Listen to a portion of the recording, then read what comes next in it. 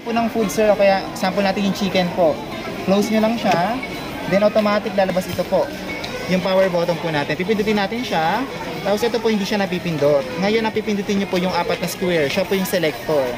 Pag pinindot nyo po, kung ano yung nagbiblink, ibig sabihin siya yung nakaselect po. O kunyari ang lulutuin nyo is chicken po. Si chicken po automatic, meron siyang 180 degrees Celsius, tsaka 25 minutes po. Kapag okay na kayo, play nyo na lang siya, dito ulit pipindutin, tapos pag lumabas, so ibig sabihin nagana na po siya.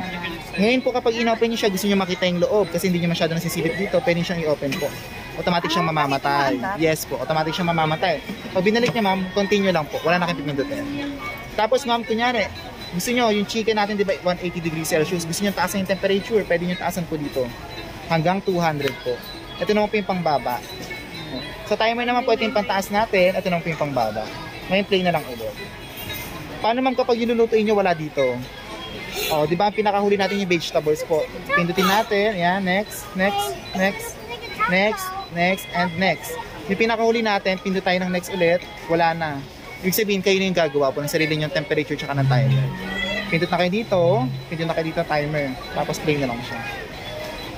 Tapos kapag kunyari, in-open nyo, tapos luto na siya, hindi nyo na, dito, hindi nyo natatapusin yung timer. Close nyo lang siya, tapos pindut isa, then long press po. Automatic siyang off. Tapos pwede nyo na siyang tanggalin. Tapos ma'am, ito kapag lilinisan, hindi nyo kailangan kuskusin po ng mga abrasive po, yung matatalas. Kailangan lang dito ma'am, sponge na may sabon, tapos punas lang po. Kasi non-stick naman. Pwede siyang basahin. Yes po, pwede nyo basahin ito sa mukha. Ito. Yes po. Tapos po, ito ma'am, pag lilinisan nyo, pwede nyo siyang lagyan po ng lemon po, kayong mga kitchen wipes na lemon flavor, para at least yung lansa mawawala. Punasan nyo lang siya. Basta wag lang basang-basa. Ganun lang siya kadali. Uminit naman na po siya.